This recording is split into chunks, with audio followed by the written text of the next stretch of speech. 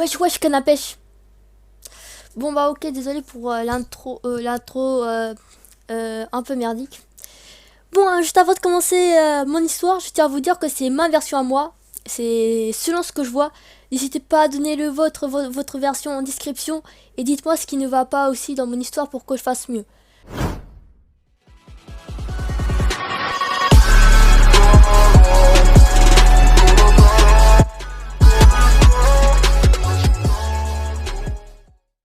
On va commencer par le commencement. Au moment où Obito avait frôlé la mort. Donc il était avec Madara. Il part ensuite sauver Rin et Kakashi. Sauf que quand il n'était pas arrivé à temps, maintenant il est arrivé à temps pour sauver Rin. Après leur combat, Kakashi et Rin sont étonnés. Donc ils demandent à Obito comment ça se fait qu'il soit toujours vivant. Obito dit qu'il va tout dire ça au village, etc. Une fois rentré au village, il voit donc Minato. Minato, choqué de voir Obito encore vivant, il demande comment ça se fait et c'est quoi ce Zetsu blanc, tout ça. Bon, Obito lui explique les détails et ce qu'il a vu avec Madara, etc. Bon, Minato va enquêter tout ça avec la police, on connaît les bails, hop, ils ont tué le Zetsu, tout ça. Du coup, ça change tout à l'histoire. Pourquoi? Car Minato aurait trouvé un moyen pour éviter le massacre des Uchiwa. Donc Shisui restera toujours en vie. L'accouchement s'est bien passé, mais Naruto n'aura pas donc le démon scellé en lui. Du coup, son nom de famille sera Namikaze pour Naruto et non Uzumaki. Du coup, il aura effectivement plein d'amis parce que Naruto reste Naruto et dans le manga, même dans le manga, ils disent que Naruto a un sort de pouvoir pour que les gens attirent vers lui. Il sera très puissant grâce à son père, ce qui signifie que Sasuke et Naruto ne seront pas dans la même équipe.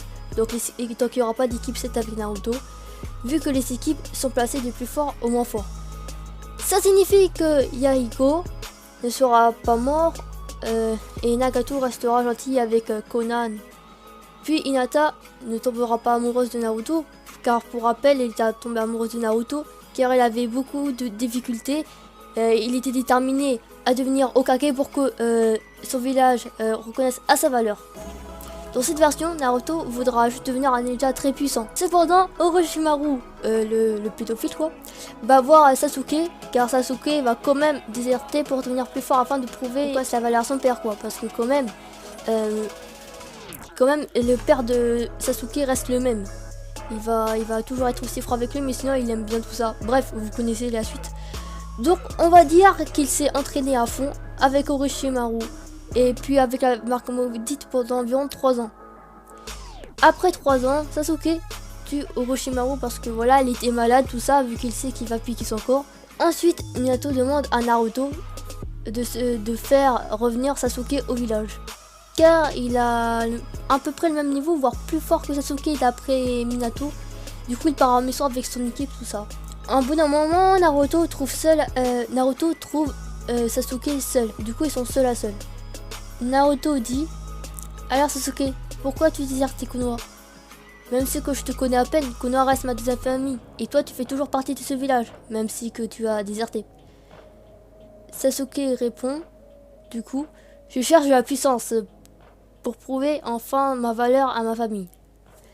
Ils discutent tout ça, puis ensuite il y a eu un gros combat qui éclate. Dans ce combat, il y a Itachi qui intervient. Juste au moment où ils allaient faire le Chidori et le Rasengan. Du coup, Itachi se les prend et il meurt devant Sasuke. Sasuke éveille donc le Sharingan. Je veux dire le Mangekyo, pardon.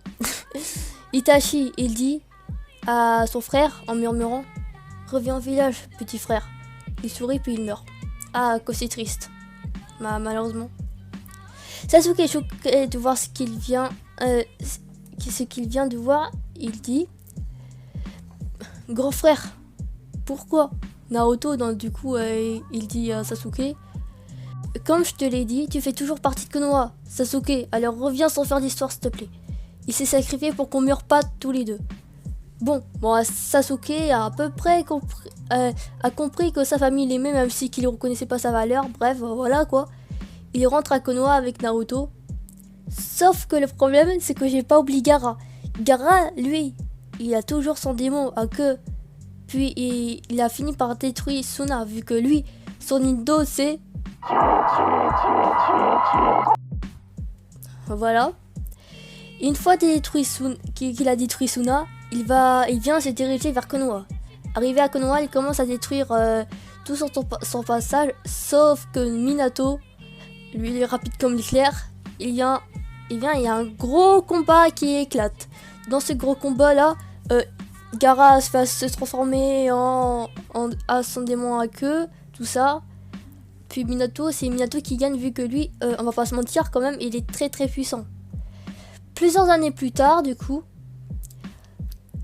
Obito devient Hokage, sauf que Jiraiya, Azuma, plus Neji ne sont pas morts. Voilà, c'est ma petite version de mon histoire. Juste pour vous montrer, si Rin était toujours vivante. La vidéo elle était courte mais aussi un peu rapide. Donc voilà, ça va de la vidéo. Si vous aimez bien la vidéo, n'hésitez pas à la partager, à la liker. Et dites-moi aussi votre version dans les commentaires. Et dites-moi quelle d'autres vidéos que je pourrais faire.